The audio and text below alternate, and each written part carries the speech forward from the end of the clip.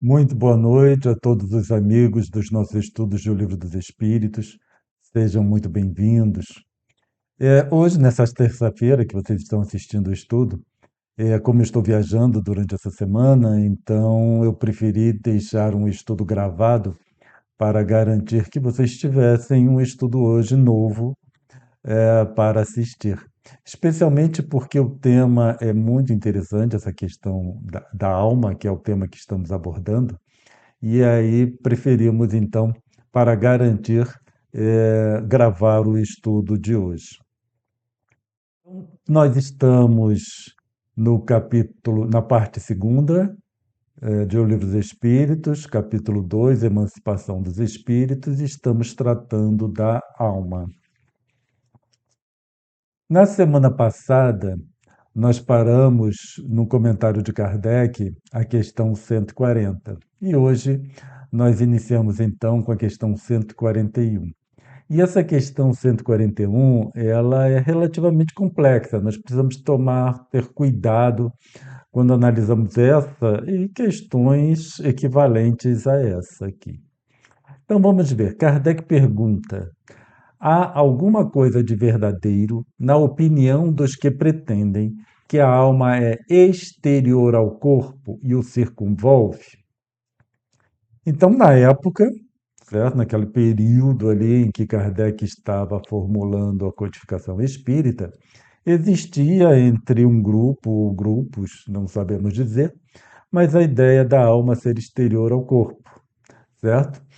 Circun... Ao redor do corpo, circunvolvendo o corpo.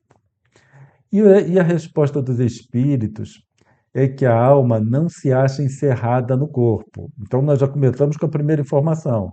A alma em si, ela não está presa ao corpo durante a encarnação. Não vamos imaginar que a alma esteja ali, o espírito esteja dentro do corpo, como se fosse aprisionado. Qual pássaro em uma gaiola? Então, é o aprisionado que nós estávamos falando, certo? Porque um pássaro numa gaiola, ele preso e não consegue sair. Irradia e se manifesta exteriormente. E aí eles fazem uma comparação, como a luz através de um globo de vidro ou como o som em torno de um centro de sonoridade. Então, tanto a luz quanto o som, ele irradia e ocupa o espaço ao redor do foco. Então, primeiro, nós temos que a alma não está encerrada dentro do corpo, não está presa.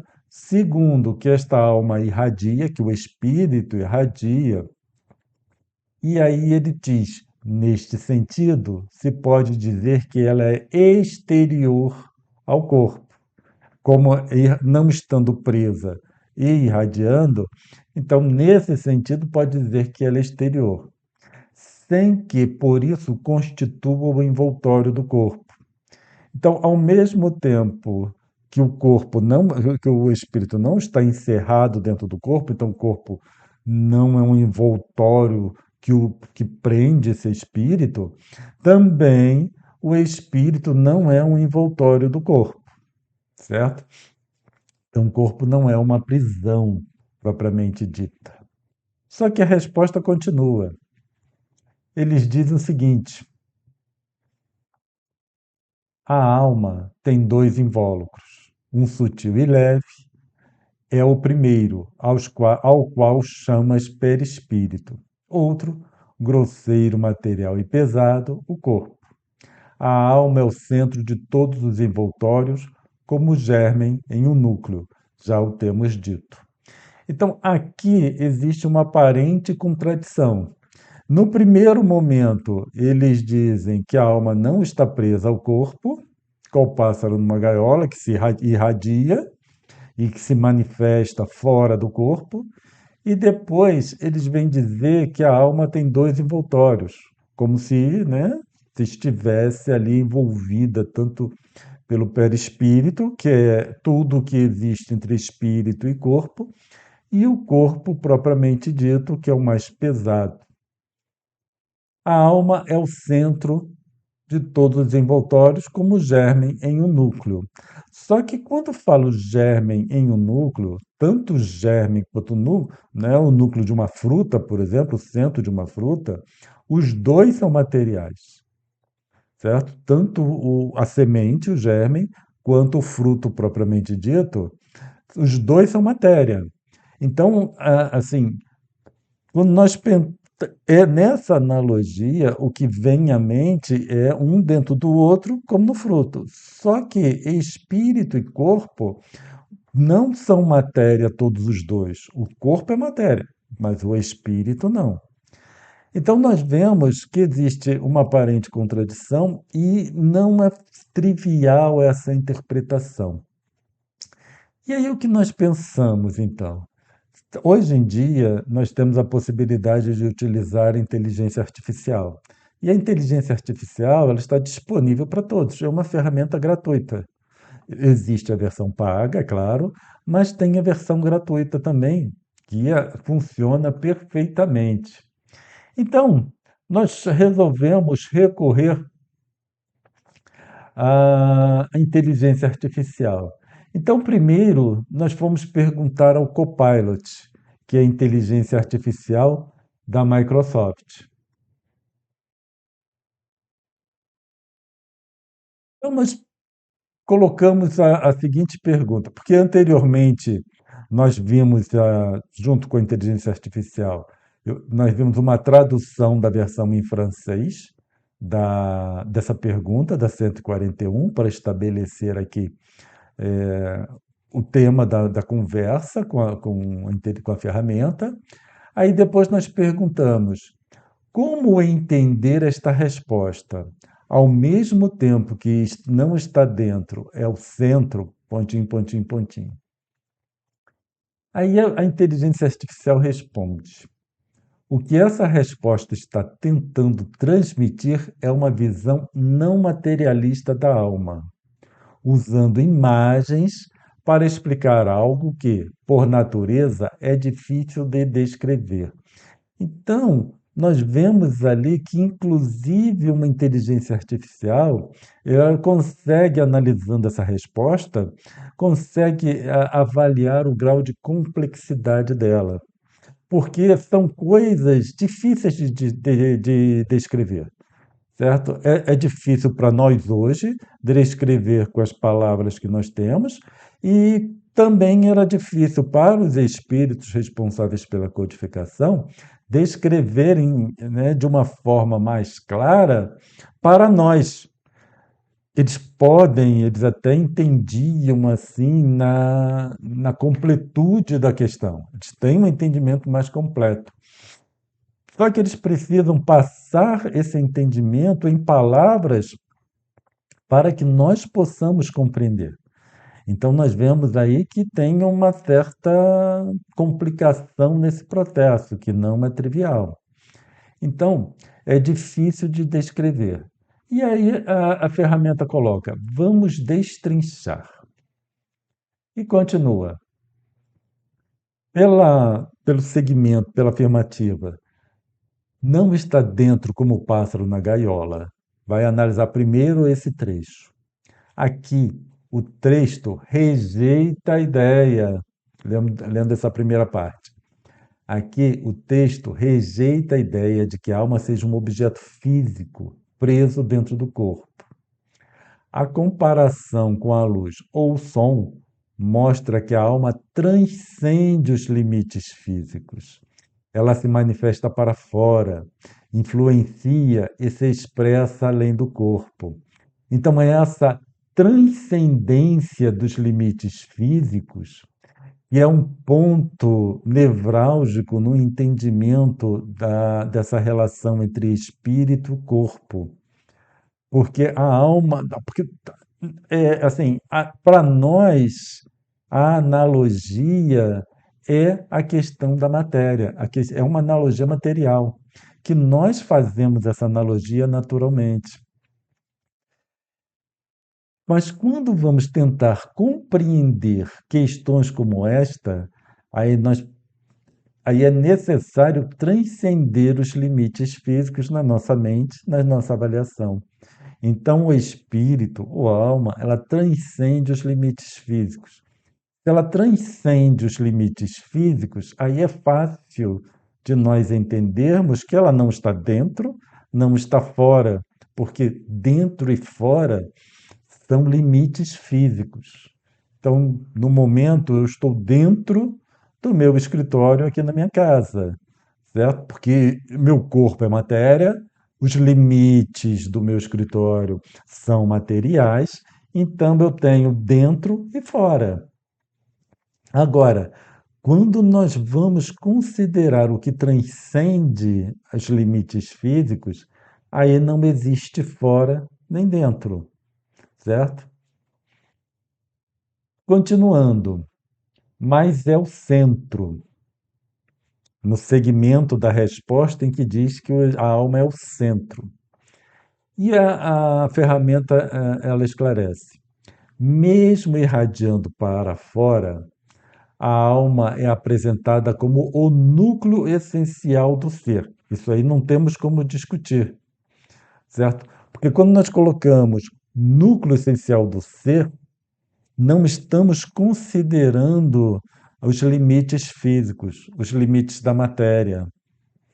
É um sistema espírito, perispírito, corpo físico, em que o núcleo, o elemento essencial desse sistema, é o espírito, né? E aqui, por sistema, a ferramenta, ela denominou ali de ser, núcleo essencial do ser. Nós, como já utilizamos essa terminologia em outros estudos, nós vamos ver como núcleo essencial desse sistema espírito, perispírito, corpo físico. E a ferramenta continua. A metáfora do germe no caroço indica que ela é o ponto de origem e comando, em torno do qual se organizam as camadas, perispírito e corpo físico. Então veja bem, quando se coloca como ponto de origem e comando em torno do qual, não é em torno numa abordagem física, certo? É em torno porque o foco da inteligência é o espírito. Então, em torno desse foco, mas não é em torno espacialmente falando, mas em torno como uma origem, certo? De todo o processo, se organizam as camadas, certo? Então, quando nós analisamos minuciosamente, aí nós conseguimos interpretar um pouco. Então, por exemplo, em torno do qual se originam as camadas, não sendo espacial, então muitas vezes nós falamos, em torno da matriarca que a família se organiza. Então, não é que realmente a família se posiciona em torno da matriarca, mas a matriarca é o ponto de união da família.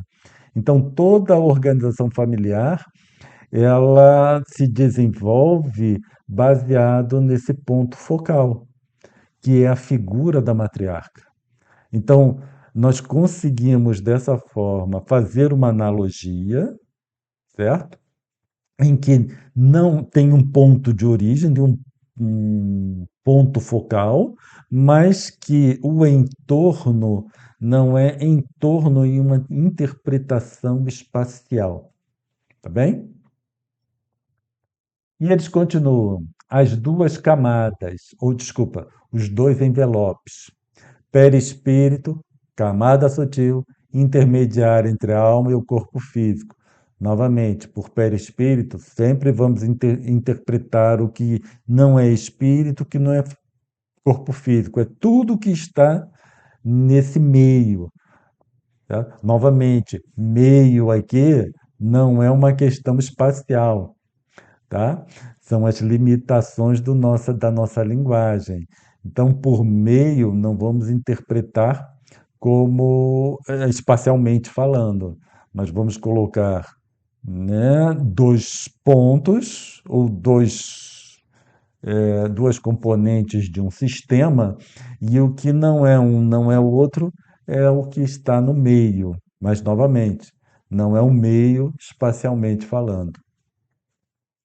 Corpo físico, que é a camada densa, material, e a alma está no centro dessas camadas.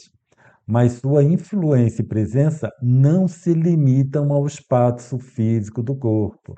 Então, aqui a ferramenta vem novamente salientar que esse centro, certo? Não é uma questão espacial, mas é uma questão, como é que eu vou dizer, de ponto focal.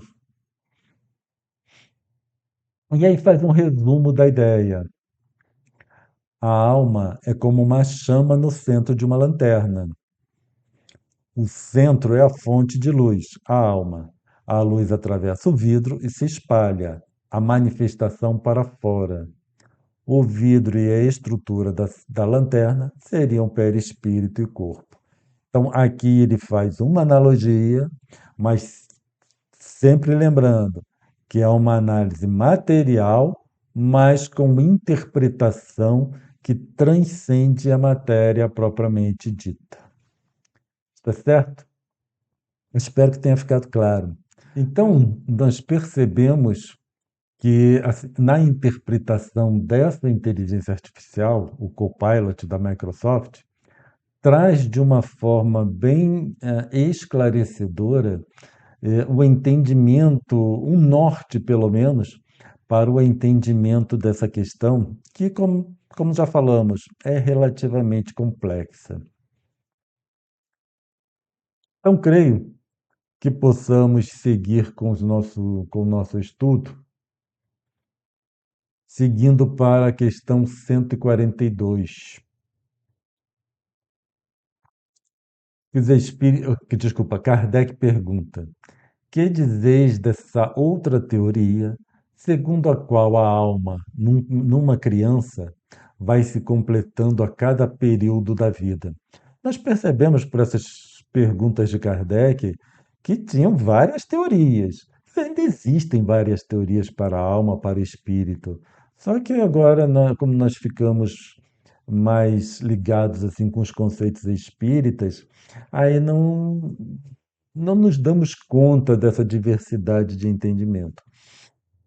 Mas lá na época, tinha, sim, vários entendimentos com relação à alma. E Kardec vai, então, perguntando aos espíritos, no sentido de esclarecer essa questão.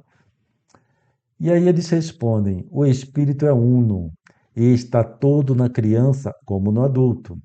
Os órgãos ou instrumentos das manifestações da alma é que se desenvolvem e completam, ainda aí tomam o efeito pela causa. Então, o espírito já está pronto, é criado por Deus pronto, tá? Ele não vai se desenvolvendo, ele não vai se completando. Deus já cria o espírito pronto. Agora, em termos intelectuais, é que o espírito vai se desenvolvendo, tanto intelectualmente quanto moralmente. E- Só que quando nós vamos analisar de uma forma material, nós temos que o nosso corpo, o corpo, né, lá na gestação, ele vai se desenvolvendo, materialmente falando. Os órgãos vão surgindo, os órgãos vão tomando forma, começam a exercer a função que lhes cabe. Depois do nascimento até a fase adulta, também a todo momento os órgãos estão se transformando, muitos deles se transformam significativamente, outros apenas vão se desenvolvendo e depois, né, passando lá pelo processo de envelhecimento. Então, nosso corpo, em termos estruturais, ele passa por várias etapas. O espírito, não. Estruturalmente falando, o espírito é criado uno. Por isso que eles falam, o espírito é uno. Ele é criado já pronto enquanto estrutura. O desenvolvimento, como acabamos de dizer, é tanto intelectual quanto moral. Então, tomar o efeito pela causa é que nós temos uma tendência, e isso é um problema que nós repetimos aqui com uma certa frequência. Nós temos a tendência de analisar tudo sob o ponto de vista da matéria. Mas quando vamos para espírito, nós precisamos nos livrar dessa limitação do pensamento cartesiano, do pensamento em termos materiais, eh, que se impõe, servindo, funcionando, opondo uma dificuldade, impondo uma dificuldade para o nosso entendimento. Então, essa visão material, ela impõe essas limitações, tá? Resumindo aqui. Na questão 143, Kardec pergunta: por que todos os espíritos não definem do mesmo modo a alma?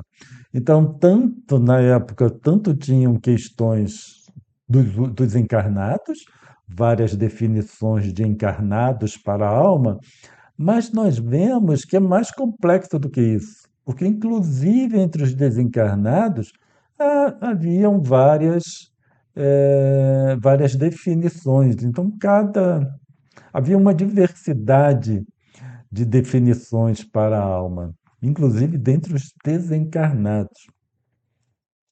E a resposta dos espíritos é bem clara, que os espíritos não se acham todos esclarecidos igualmente sobre estes assuntos. Então, não é porque é um espírito desencarnado que ele vai ter conhecimento da sua própria essência, tá? Então, assim, nós não temos um conhecimento, um acesso direto à nossa própria essência enquanto encarnados, mas não é uma limitação do corpo, é o nível de entendimento do espírito. Então, nós, enquanto espíritos compatíveis com o mundo de expiações e provas, nós somos muito limitados com relação ao entendimento da nossa natureza espiritual, com relação ao entendimento da nossa própria essência. Veja, né, o nível de confusão mental que nós chegamos, nós enquanto espíritos, que nós não temos uma informação direta sobre a nossa própria essência. Então, os espíritos desencarnados também não estão igualmente esclarecidos sobre os assuntos relacionados com a espiritualidade. Mais uma vez, isso deve servir de alerta para termos certo cuidado com a informação que chega até nós, seja por via de encarnados ou seja por via de desencarnados. Tudo é motivo de uma análise crítica muito bem estruturada. Continuando, há espíritos de inteligência ainda limitada, que não compreendem as coisas abstratas. São como as crianças entre vós. Também há espíritos pseudo-sábios que fazem alarde de palavras para se imporem, ainda como sucede entre vós. Então veja bem, eles falam, há espíritos de inteligência ainda limitada que não compreendem as coisas abstratas. Nós ainda não compreendemos as coisas abstratas. Então é uma limitação nossa, certo? E é essa questão que nós precisamos gradativamente ir exercitando para começarmos a vislumbrar coisas abstratas, vislumbrar a análise, pensamento de coisas abstratas para adentrarmos cada vez mais nas questões relacionadas com o espírito, para promovermos um entendimento mais apurado, um entendimento mais detalhado.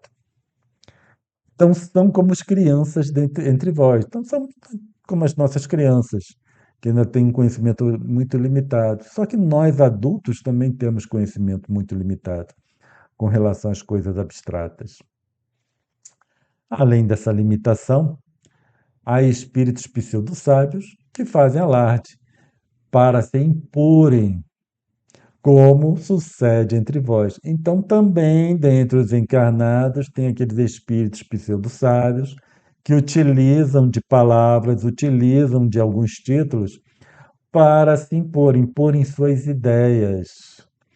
É aí que demanda mais cautela ainda, porque esses espíritos pseudo-sábios, eles se utilizam de uma posição que eles tenham, por exemplo, para impor, se utilizam de um título que tenham para impor algumas ideias.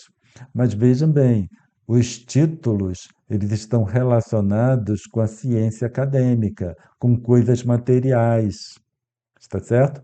Não necessariamente com as questões abstratas, não necessariamente com as questões do espírito, desculpa, com a questão do espírito, da espiritualidade em si. Então, tudo isso nós precisamos tomar muito cuidado, agirmos com cautela quando assimilamos toda essa informação. Esse é o motivo pelo qual, ou um dos motivos pelos quais, eu gosto muito de colocar o texto da codificação para que nós analisemos juntos. Então, fica assim, vocês conseguem ver baseado no que nós estamos conduzindo o nosso raciocínio. Fica muito, não estou dizendo que com isso esteja sempre certo, mas fica mais fácil para vocês, por exemplo, perceberem uma análise que, né, é muito bem feita, uma análise que não é tão bem feita assim, como também as análises equivocadas, tá certo? Então, isso tudo, eu utilizo esse método didático, que é tanto para eu quanto para vocês terem uma forma assim de balizar a análise que está sendo realizada. Na continuação da resposta, então nós temos o seguinte: depois, os próprios espíritos esclarecidos podem exprimir-se em termos diferentes, cujo valor, entretanto, é substancialmente o mesmo, sobretudo quando se trata de coisas que a vossa linguagem se mostra impotente para traduzir com clareza. E então aqui, né, nós temos um conjunto de informação muito interessante. E um espírito mais esclarecido, ele pode trazer a mesma ideia só com os termos diferentes. Então, os termos diferentes, às vezes, esclarece mais do que uma outra terminologia, mas que essencialmente se trata da mesma coisa. Então, quando alguém vai explicar algo, usa uma terminologia X, por exemplo, pode levar as pessoas, aqueles que o ouvem, a uma interpretação. Uma outra pessoa que utiliza uma outra terminologia pode levar a um outro entendimento. Aí parece que a segunda pessoa sabe mais do que a primeira, mas não necessariamente. Apenas a terminologia diferente propiciou um entendimento melhor. Muitas vezes o professor ele explica de uma forma, quando percebe que não foi muito bem entendido, aí ele explica de uma outra forma para deixar a ideia mais clara. Eu sei que essas questões de espiritualidade, novamente, é relativamente complexa. Por isso que, vez e outra, eu pergunto a vocês se ficou claro, se vocês conseguiram entender o que quis passar para vocês, que é exatamente para me assegurar de que eu estou colocando a ideia de uma forma inteligível, porque às vezes não necessariamente o é, certo? Pode levar, é claro, a conclusões equivocadas, o que acontece, tá? Isso acontece com todos quando nós estamos lidando com questões relacionadas com o espírito. E aqui, novamente, eles ressaltam as limitações da nossa linguagem. Então, nossa linguagem é muito limitada para tratar de questões do espírito, porque nossa mente, nossa linguagem, ela é toda voltada para questões materiais. É espaço, tempo e matéria.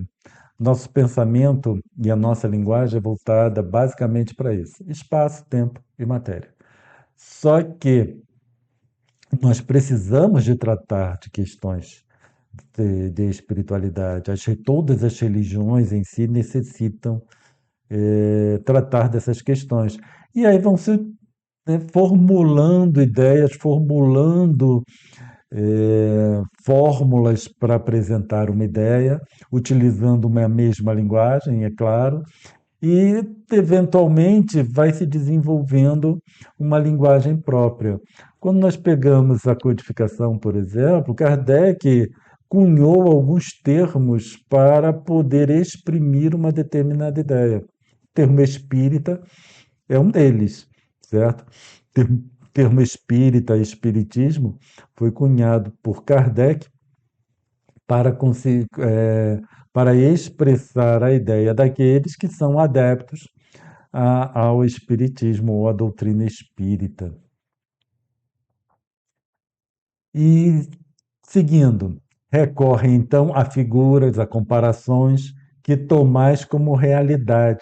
Então, esse aqui é um ponto assim fundamental, porque isso nós observamos que acontece. Algumas figuras de imagem, algumas comparações, as pessoas tomam aquilo como se fosse uma descrição detalhada do processo, mas não necessariamente o é. Espíritos elevados utilizam dessa ferramenta didática. Jesus utilizou dessa ferramenta didática através das parábolas. Só que as parábolas de Jesus, elas são claras que se tratam de uma parábola. Outras vezes, por exemplo, nós utilizamos de algumas comparações para o entendimento e às vezes as pessoas tomam como uma realidade. Um exemplo bem claro para mim é a questão do pensamento. Alguns autores, inclusive André Luiz, para assim fazer eles fazem analogia do pensamento com ondas eletromagnéticas. Só que onda eletromagnética, ela faz parte do nosso mundo material, não é do mundo espiritual, é do mundo material. Agora, por analogia, para entendermos de alguma forma, formularmos uma ideia do que seja o pensamento, há a comparação com as ondas eletromagnéticas. E às vezes as pessoas acham que o pensamento realmente são ondas eletromagnéticas, mas não são. É apenas uma figura de linguagem, apenas uma comparação para entendermos o que se deseja dizer. Porque, assim, no que nós conseguimos entender sobre o pensamento, tem as suas similaridades com as ondas eletromagnéticas. Mas, novamente, o que conseguimos entender sobre o pensamento tem similaridade. Não significa que o pensamento tenha similaridade. É uma diferença bem crítica. Eu consigo entender desta forma, aí eu posso comparar com aquilo ou aquilo outro. Agora, eu entendo dessa forma, eu entender desta forma não significa que seja dessa forma propriamente dita, tá? Então, pensamento e onda eletromagnética é mais ou menos isso. O que nós conseguimos entender tem similaridades, por isso nós comparamos. Agora, não, não é. É o que nós conseguimos entender. E isso precisa ficar claro em todo o estudo da codificação, que comparações e figuras são comparações e figuras. Não significa que seja realmente desta ou daquela forma. E isso, essa ideia também se aplica ao que estávamos vendo com relação da alma dentro ou alma fora do corpo. Tá? São figuras de linguagem, envoltório, são figuras de linguagem.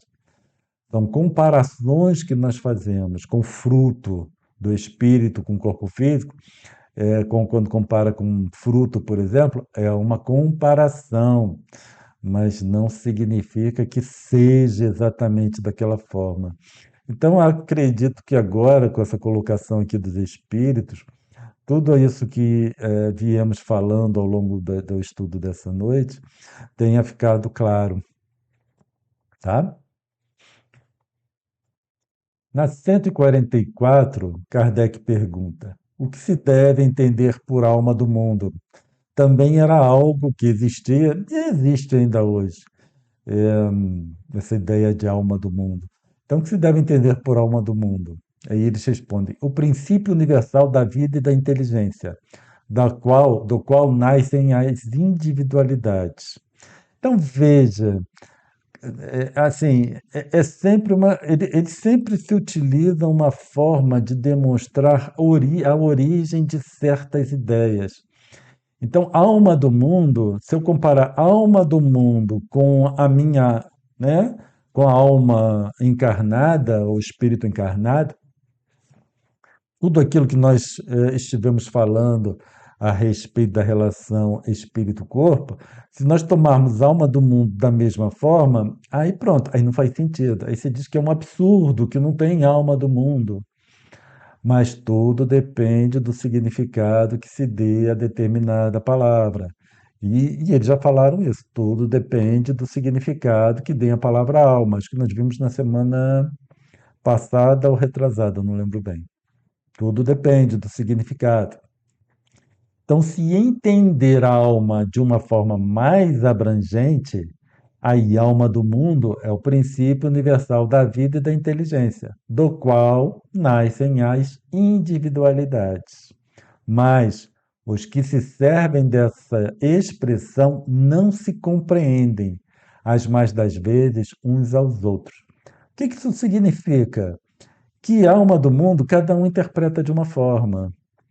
Certo? Então, entre as próprias pessoas que discutiam sobre a alma do mundo, também não sabiam do que cada uma estava falando, não se entendiam, porque é um conceito muito abstrato. Como é um conceito muito abstrato, sem um fundamento bem específico, aí cada um traz uma ideia específica, né? Uma ideia diferente. Então, essa ideia abstrata precisa ser balizada em alguma coisa. Por isso que nós temos a doutrina espírita. Então, quando nós levamos para esse raciocínio abstrato, essas análises mais abstratas, é necessário ter um ponto focal. Lembra do ponto focal que estávamos falando dos espíritos, do espírito com relação ao corpo? Então, nós precisamos ter um ponto focal, um centro para as nossas divagações a respeito dessas questões. E qual é o ponto focal? Qual é esse centro? A codificação espírita. Então, novamente, é o centro, é o ponto focal das nossas divagações com relação à espiritualidade. Contudo, não é um centro espacial, é um ponto focal, tá? Aproveitando lá a explicação que estávamos tratando no início do estudo. E, novamente, o termo alma é tão elástico que cada um o interpreta ao sabor de suas fantasias. Então, não adianta discutirmos muito o que é alma, alma do mundo, porque afinal cada um interpreta ao sabor das suas fantasias, como eles bem dizem. E desculpa, passou. E continuam. Também a terra hão atribuído uma alma. Por alma da terra se deve entender o conjunto dos espíritos abnegados que dirigem para o bem as vossas ações, quando os escutais, e que, de certo modo, são os lugartenentes de Deus com relação ao vosso planeta. Então, aqui eles deram uma interpretação para a alma da Terra, tá? Então, não é que tem uma alma, um espírito encarnado na Terra. Não tem. Mas alma na Terra, a alma do negócio, por exemplo, qual é a alma do negócio? Qual é o ponto focal? Qual é o centro do negócio? Qual é o ponto focal aqui da Terra para nós? São os bons espíritos que nos auxiliam nessa caminhada, por exemplo, certo? E só que eles ressaltam, quando nós os escutamos.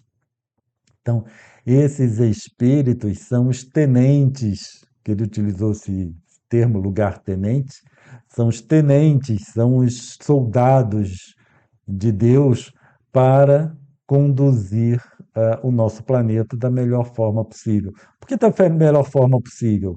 Porque nós estamos aqui, certo? Da melhor forma com que eles conseguem lidar conosco, ou que nós conseguimos lidar com eles, melhor dizendo. porque toda dificuldade está relacionada com os espíritos na condição de expiações e provas ligados a esse planeta. Está certo?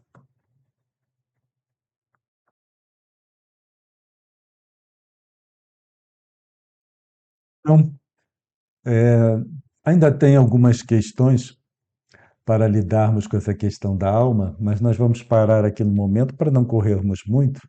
E, além disso, eu gostaria ainda de deixar algumas questões sobre a alma para o próximo estudo, para que vocês possam, então, deixar no início do, né, ou durante esse estudo, ou no início do próximo estudo, algumas questões, alguns questionamentos que vocês tenham, alguma coisa que não tenha ficado muito claro, que aí nós tratamos, então, na semana seguinte. Está ótimo? Então vamos parar por aqui e aproveitando então, vamos fazer nossa pequena prece de encerramento.